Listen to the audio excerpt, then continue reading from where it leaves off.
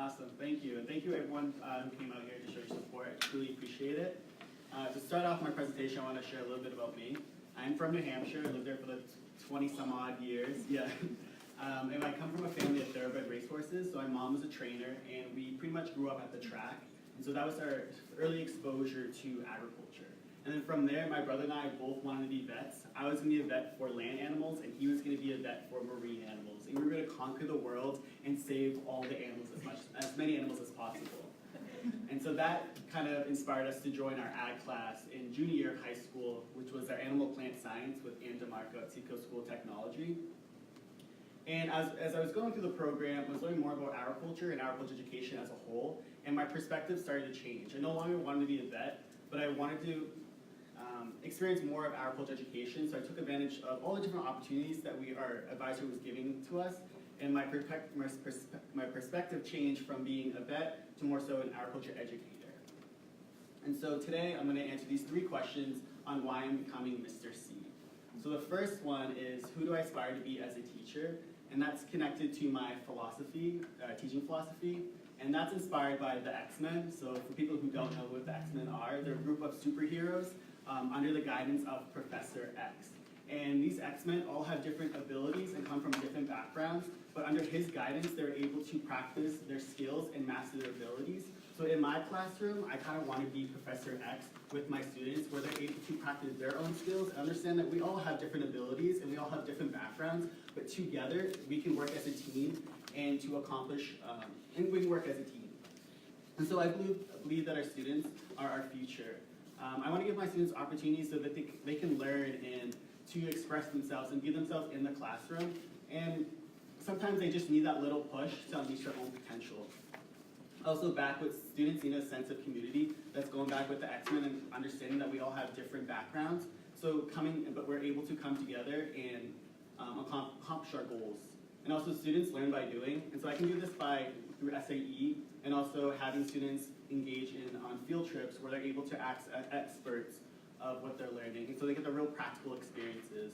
And also students need to feel like they have control over their learning. So this is kind of building some autonomy in my assignments through student teaching. So kind of give them the opportunity if they want to write a paper or they want to do a presentation or they want to make a PowerPoint. So having that choice of how they want to be assessed. So by the end of student teaching, I don't want to look like this. I like my hair and I want to keep my hair. So I established some classroom procedures, expectations, and consequences that we'll go over with my students. So first with my expectations, I want my students to be present. I'm going to be in the classroom. I want their attention, and they're going to have my full attention as well. We learn from our mistakes. I don't want that to hold them back, to understand that we will make mistakes as we go through our career, and it's okay. It's just we're going to reflect on it, and then we're going to decide what happened, and then go from there. Also, we are safe. We're going to be working my large animal science class. We're going to be working with animals, and then intro to ag and ag, we're going to work with machinery and different equipment. So it's important that we are safe. Also, I like to laugh, and I'm sure my students like to laugh, but as long as we're laughing together is the biggest part. And also, we're willing to try new things. I know when I was in the ag program in high school, I was kind of hesitant on trying new things because I thought it was uncomfortable. But pushing students out of their comfort zone is where they're going to grow. And so I'm going to try to push my students and stretch them so they're able to grow as I did when I was in my ag program. And if those expectations are met, I also have some consequences. So first, it's going to be a verbal warning, just like, hey, you did this, that's not acceptable, that's not meeting our expectations. If that doesn't work, we also have them, they'll lose their loss of daily points. So in my class, they have daily participation award, points that would count for their grade. And if this is their second strike, so they can lose that if they continue, if the verbal warning wasn't enough.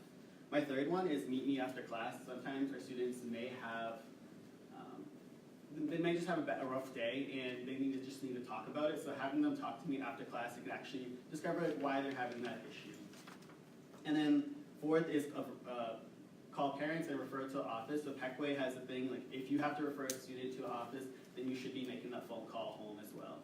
And so that's what I would be doing for my consequences. And the last one, hopefully it doesn't get there, is detention if we're unable to solve the issue that's happening. And another thing is procedures. One thing I want to highlight with my procedures is students will complete a bell work as soon as they enter the classroom. And I think bell works are very beneficial for two reasons. One, it provides students to get in the right mindset when entering the classroom and that we're ready to learn. And the bell work can be a question posed from what they learned yesterday or what we're going to learn today. And it also helps me as an educator to kind of gives me time to meet my students at the door and also gives me time to prepare for classes. So one of our projects, we were asked to develop a model program curriculum. I believe this is in the handout as well. So I love working with teams, I always have. So I would like a 2 to 3 teacher program that covers these different pathways. So students, any first year member or 9th grader would have to take an introduction to agriculture, food, and natural resources. And that kind of just gives a broad aspect of what agriculture is, and that they'll learn about CDEs, SAEs, and the different pathways. And then they would obviously branch between these pathways. So this is for a 3-year program, but then their senior year, so it's more advanced. They would take biotechnology, international ag, because those both stem off each of the pathways, and have some sort of senior capstone. I had a capstone project in my high school, and where I was able to do an internship and work with different teachers, and that helped me kind of identify like the career path I wanted to go on. So capstone, very beneficial. And here's just a unit example of my intro to AFNR class. Again, it's just going over FFA, SAE, effective communication, and then all the different pathways that we can offer in the program. So in Ag Ed, it's a lot of hands-on. So we were asked to create a $15 project, and I created a bowl. I kind of dropped it this morning, so it's a little shattered, or a little broken. Tape does wonders. And so here's my bowl. It's made out of washers. This is a great introductory project for students learning about ag mechs, where they have to pretty much tack each of the welds together, each of the washers together, and they learn the operation of the MIG welder and how to turn it on, the different ampage and all that stuff. And there's a wide variety of projects you can do with these washers. You can make a bowl like I did. You can make some coasters, some plates, or anything of that sort. So it's very flexible, and a nice flex activity with this, since students will most likely finish before others, is they can spray paint the bowl however they want.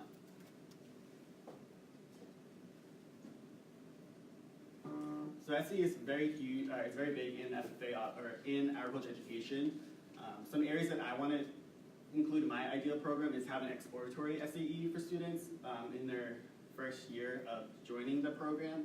So Peckway does a cool thing with their Intro to Ag Mech class and their horticulture class, where every student has to have an exploratory SAE project, and that kind of just gauges their interest of just seeing what they're interested in. And with that, they have about 60 different active SAE projects that ranges from animal science, conducting research, or working in a horticulture operation. Another cool aspect is they also have the ability to earn credits for their SAE, which I think that ties in the importance of SAE. The school recognizes that SAE is important. There is school, and they're able to earn the credit for graduation. And another huge component is FFA. FFA made a huge impact on my life personally. That's why I'm here today. Kind of shaped my career and my career goals that I want to pursue. And with Peckway, they really nail it when it comes to FFA. They have a ton of leadership opportunities with their members, traveling different competitions, and even with their chapter officers. They also have social events where they can actually bond with their members, and they don't have that high stakes of competitions or thinking of CDEs and all that stuff. They're more so just there to relax and bond with their chapters. And another thing is career success is obviously huge with FFA, and it just provides students the opportunity to get early exposure of different career opportunities. And Peckway has about 60 members that compete in at least one CDE, so they have a lot of active membership. So in order to have an ideal program, you have to have members involved. So I created a program recruitment video along with my fellow cohort member, Ryan, and just to showcase that Ag Ed is for everyone. So let's play it right now. What are you doing?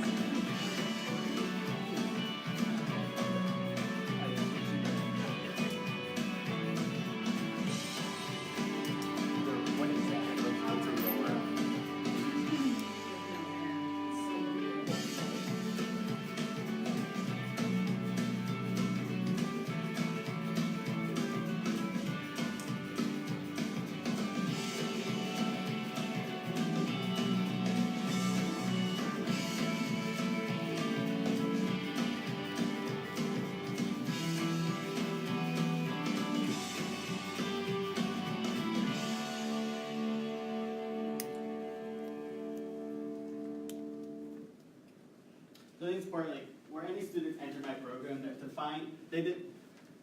defying the odds of the typical stereotypes that you may have in college or in high school doesn't apply when you're in FFA. Like, we welcome everyone, and it is for everyone.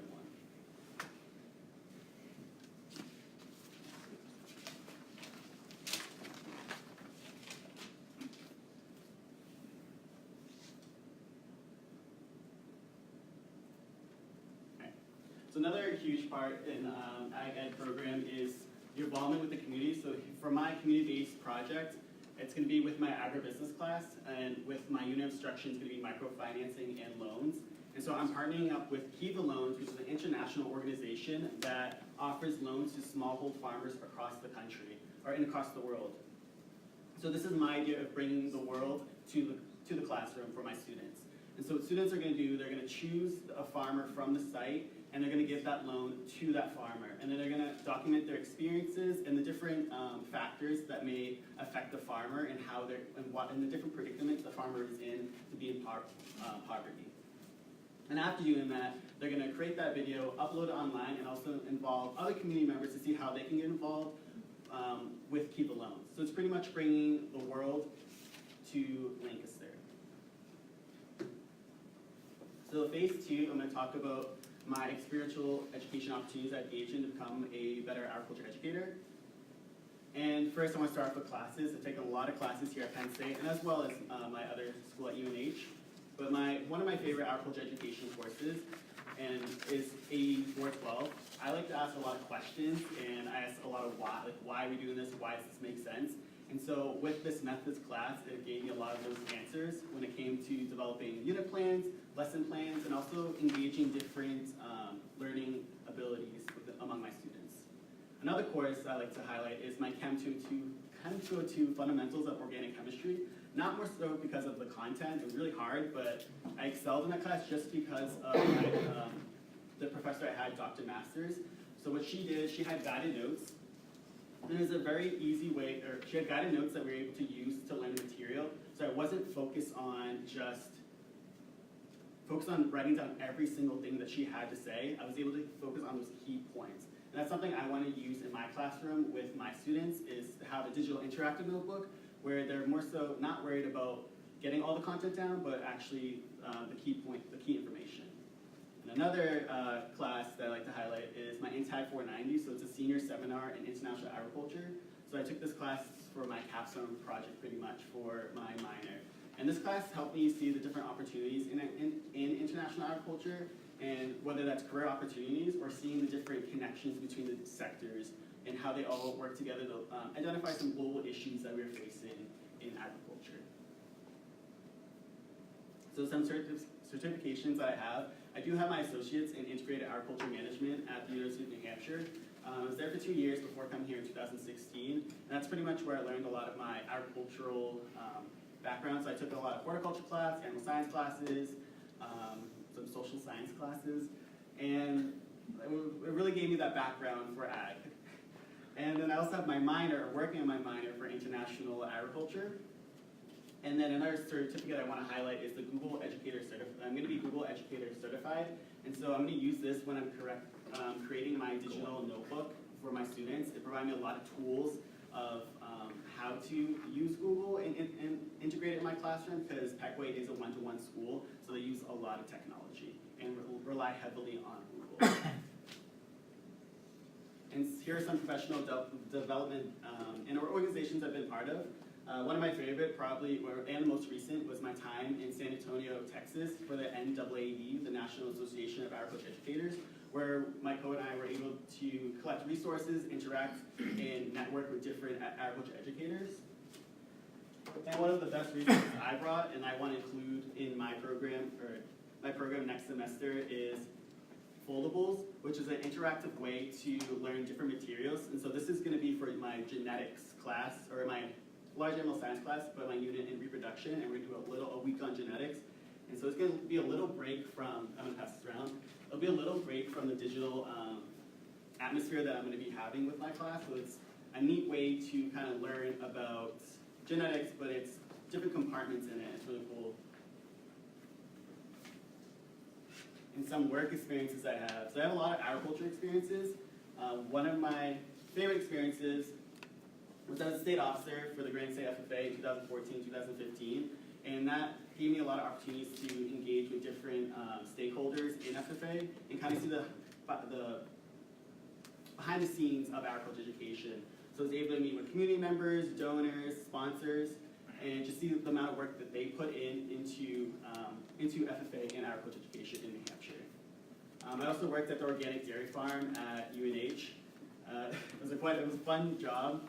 The cows kind of beat me up a little bit, but I ended up, it was a very independent job because we only had 2 people work at a time. I was either feeding or I was milking. And it gave me the more practical side of the dairy industry. And then my favorite job ever is I was a camp counselor at Camp Sargent, where I led a farm camp for students to kind of educate them on the different livestock that we had on camp. So we had a little heifer, some sheep, some goats, some chickens, rabbits, and all that sort. And we also had a garden that students would have to organize and weed, and we would sell the produces. And I worked with a lot of different grades from kindergarten all the way to 6th grade. Another experience I had was my travel experiences. So in 2016, I went to Ireland for about 2 weeks to learn about their culture and their agriculture. And this was my first global experience and leaving the country. So it was a neat way for me to see the different concepts of agriculture and how everything that we do in the United States is not going to be the same as we do across the world. And by far my favorite international experiences was my time I spent in Malaysia this past summer for the Agate to Malaysia experience. It was a Fulbright Hayes scholarship. And we looked at 3 different areas while there. We looked at the culture, like as in this picture right here, and we were really integrated and learned about the Islamic faith. And also we toured school-based agriculture education, so we toured a lot of different schools. This is my last teaching episode that I had, and that was more so at a community college, and I was able to teach a unit or a lesson on poultry. And then we also visited a lot of different agriculture sectors there, and this is us at a pineapple plantation. So phase 3, the last phase, it's how am I prepared to maximize my student teaching opportunity? So I will be student teaching at Pequot Valley. It's a small rural school in Lancaster County. It took me a little bit to get that name right. I always want to say Lancaster, but constantly get yelled at. Lancaster. It's a 2-teacher program with Mr. Mosser and Ms. Vincent, and they have over 240 students in the program in FFA chapter. But the school only has about 450 students in it. So it's completely different from my high school where we had about 1,200 students. And they have a lot of focuses, whether it's general ag, animal science, ag mechanics, plant science, which I'll be teaching each of these areas. So we also had to evaluate our program using 339, and so some opportunities that I found, they're approved programs in 2 areas, in ag mechanics and also general ag. Some opportunities that I saw, they do have a middle school that's located right behind them, so I think it would be a great idea to kind of have a middle school ag program, whether that's after school or having the FFA members go over there and kind of teach a literacy lesson, just to get them involved in agriculture as an early exposure so they're ready to go once they enrolled into high school. And they're also greatly supported by their administrative, so they're always constantly trying new things, and their administrative is very supportive of it. And also equal access, so with over the 240 members, they also pay all their dues for their members, so every student has access to be part of FFA if they choose to. And so here are some of the units of instructions that I will be teaching. There are 6 classes total. One class, but my ag business class will be online, so I'm excited to see how that's going to operate. But then I have large animal science that I'll be teaching all by myself, and then I'm co-teaching Power Tech and Intro to Ag Connect. And another class I want to highlight is the Ag Biology class. So every 10th grader has to take the agricultural biology class because it coincides with their biology department. So they learn theory in biology, but then they learn practical side in ag business, or in ag bio. So it's a great way to show cross-curricular activities between the 2 subjects. So one thing I'm trying to stay organized with my classes, I have binders for each of my classes, and each of them are color-coded. But my greatest resources I've used to stay organized is Google Drive. It's a great way for me to send my lesson plans, unit plans to Jazz or to Ms. Vanson and Mr. Moster so that they can get that feedback that I need right away. So I utilize that a lot. And in some reflections, after going through this PowerPoint, I realized I am a really relatable person. I like to talk to new people, interact with them, and kind of make them feel welcoming. Also, I have a lot of patience when it comes to people, and I think this is mainly when I spent my time as a camp counselor working with kindergarten, first grade, second grade, and all that stuff. You really have to have patience with small children, and also adaptable. So this past semester, I was the coach for the novices, and so we had a lot of different things hitting us, either by the weather, so we weren't on the water for about maybe a month, so I still had to instruct them and kind of get them to perform, and because we have to race other varsity teams, so I still had to get them to that level of racing but not having that water time. It was hard, but they were able to do it. And some improvements that I need to work on, I overanalyze my work constantly. For example, it's like these posters, it took me 4 hours to do when it would probably take someone like 20 minutes. But for me, I just sit there and like, oh, it's not lining up perfectly, I need to have it line up. So I always overanalyze my work, especially when it comes to writing. I struggle with writing. I had an IEP in high school, and that was more so targeted towards writing and comprehension and word find in my brain. Couldn't exactly match the words when they were coming out of my mouth. So it's sometimes hard for me to articulate my thoughts. And then staying organized is a big thing. I like to say organized, but I'm not an organized person at all. So I'm going to stay true, hopefully, to my binders in Google Drive. And some personal goals I have, I want to gain more confidence in my own abilities. Like as a teacher, sometimes it goes back to overanalyzing and self-doubting myself. And so just to be sure that when I make a call, like it is the right call. And also find my teaching style. I'm a really relaxed person, and so I kind of have to find that line between being a student and being an educator. I found a little bit as a coach with the novices, but I want to see how that will apply in the classroom. And then also I want to give my all to my students. I'm there to learn, they're also there to learn, but I want to be the best I can be so that they're actually engaging in the curriculum, having fun and actually learning the material that I'm presenting. And so that is the end of my presentation. What questions are there? Yeah, thank you. Round of applause for Manny. Manny, you should smile. You did a great job and really enjoyed that. We now will take about 15 minutes and we're going to share in some questions. We're going to go from the live audience to the virtual audience and to the teacher education panel. You should know, though, it's been fun that our virtual audience has included an agri-science class in Montague, Michigan, who has been asking several questions through their teacher. So I think you're going to have a lot of things to respond to. Like take a seat. So let's see how we're doing here on some questions and start with the live audience.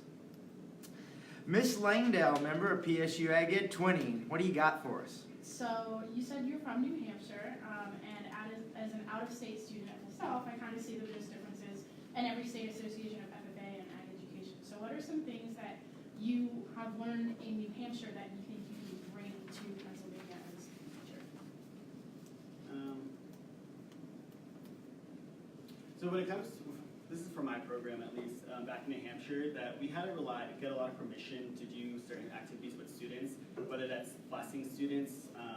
We always had to use one busing company, and I've noticed some schools here you're able to kind of take your kids in a van. So I think that's completely different from what I'm used to, and I want to kind of provide more structure when it comes to working with my students and seeing how that goes. Very good. Now, Ms. Morey has the opportunity to sort through the questions. We had several come in, both on our Facebook Live and our Zoom group. Which one do you think we're going to tee up first? I'm going to go with Ms. Verstein's question. What are you going to do if you have a student that wants to take written notes instead of the digital notebook, or if they don't have the internet at home? Okay, so I'll give you time to think on that. Ms. Firestein, with her students there at Montague, teaching of Carson Latot, have brought forth the question, what do you want to do when someone doesn't want to do a digital notebook or they don't have internet at home? So at Peckway, they are a one-to-one school, and they use Google Drive, and Google Drive is available offline, so students still can access the notes without being online. They also have the opportunity to print out the slides that I have, where they can still have the guide notes, but they can also write on it They can print them out in the ag room? in the ag room, or I can print them out for the students and hand them the notes. So the students don't have access to a printer to use when they want. That's a choice the teacher makes to provide that? I'm just curious. I believe so, yeah. Okay. Teacher education panel. Manny, I want to hit on something you said toward the end, which was talking about your journey from student to teacher. Can you provide an example of something, a way in which you transitioned from student to teacher this semester in the fall? Well, I think a prime example would be so for the past 3 years I was a rower here at Penn State, and due to injuries I had to become a coach. And so it was a different side of rowing where no longer was I the one in the boat listening to the coach and doing what he's telling me to do, but I was actually giving instructions and teaching people how to row, which was it was hard at first, but as I was getting along with the novices and finding my groove as a coach, it became easier. So that was my experience to dealing with going from a rower to an actual coach. Okay, go ahead. I want to dig on that. It's a good question.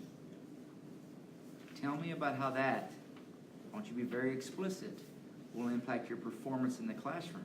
We're not going to be on a lake. True, but it's just working with different types of students. With rowers, there's different types of rowers, and they each take different strokes. Sure. So kind of to individualize, I can't say the word, to be more specific with each of the individual Sure. and critiquing them as one person, not as a whole. So it's Sure. trying to individualize how mine is structured per each student and not just looking at a class as a whole. I love that. Different strokes for different folks, but I want you to focus in on your disposition and mentality as an individual of moving from I am a student to I am a teacher.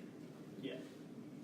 Or so I had a different role. I had a different role in the team. I was no longer kind of just sitting back doing whatever. I had to step in that leadership position and model expectations for my novices. So in a classroom, you will have to. Model expectations for my students. I think that's cool. Thank you. Teach. Let's go to the live audience. Ms. Fisher, I hope you're going to ask him about his dairy management practice of riding his cows before he knows it. I would love to question you about that, but I won't. So, Manny, you've had a lot of international experiences, and you touched on both your Malaysia and your Ireland trips. Of all of the international experience that you've had, what is maybe one or two life lessons or skills that you're going to take away from those that you are able to implement in the spring when you student teach? Yeah. So I've already talked about my Malaysia trip. There I realized that people are people no matter where you go. We may have differences, but beyond those differences, we also have a lot of similarities. And so in my program, I want to, we're going to talk about our differences, but I don't want our students to focus on them. I want them to realize that, yeah, we all come from, kind of from my teaching philosophy, we all have different abilities, we all have different backgrounds, but we can still come together and work as a team as one.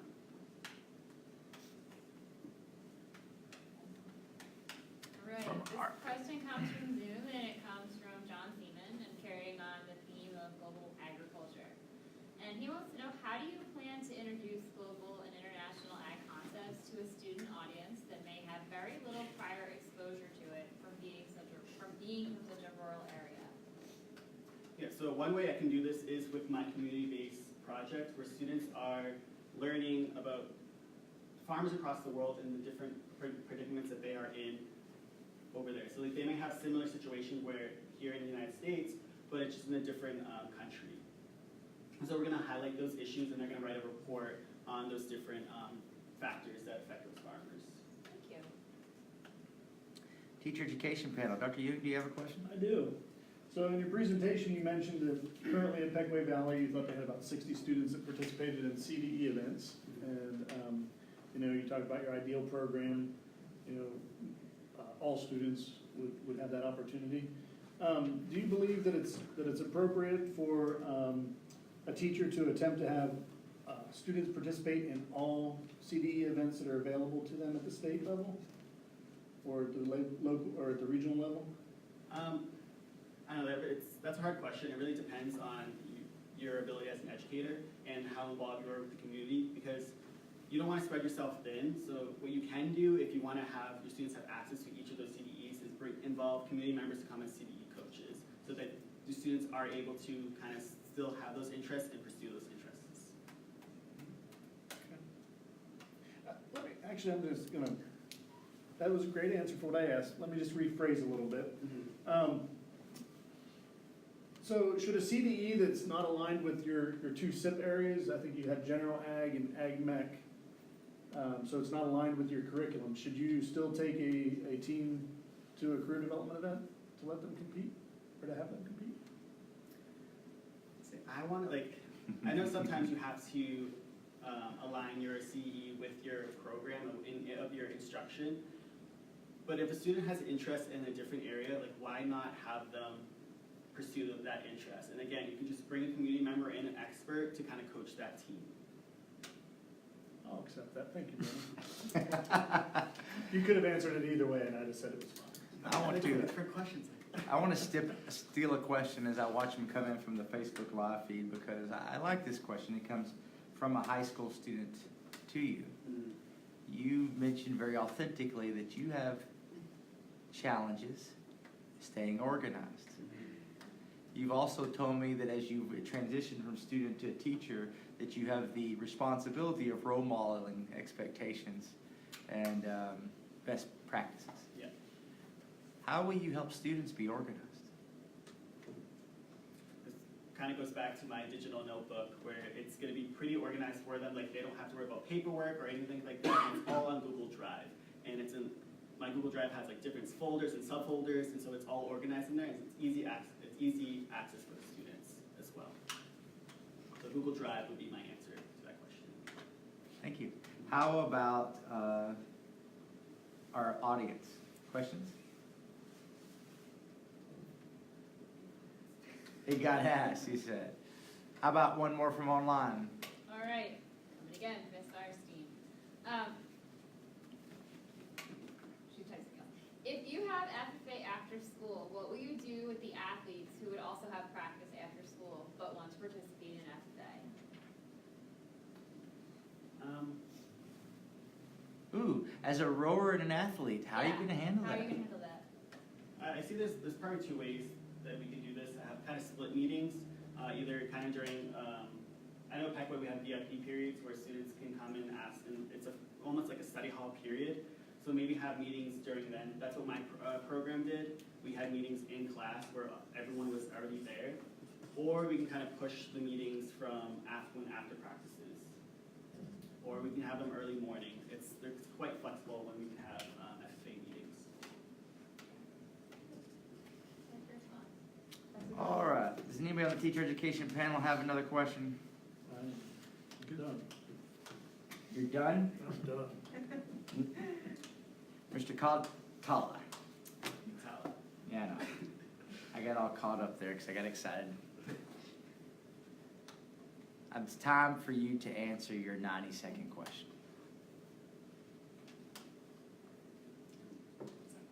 You ready? Yeah. So when I do the 90-second question, it's the last question. It's where I want you to finish strong. I want to put you in context. The context is that you're at an evening school board meeting. The room has 60 people in it. Parents, students, administrators, a few fellow teachers, and the school board. The school board has been debating and having deliberations about who should be able to take ag classes. Who does ag education really belong to? In 90 seconds, I'd like for you to give the final statement to this audience of what Ag Ed for All means.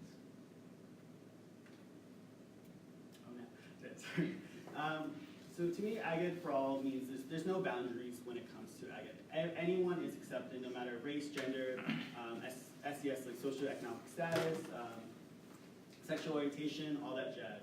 That when you walk into that classroom, you are going to learn about our culture as a whole, and you're not defined by the person that you're not defined like what you look as. That you're entering the classroom as who you are. My biggest thing when I was in New Hampshire was I looked a little different for everyone else, but that didn't stop me from partaking in agriculture. I learned a lot from it, and it really benefited my life, and I want to give that opportunity to everyone else. So Ag Ed for All is there's no boundaries when it comes to agriculture. Whoop, standing ovation for Manny.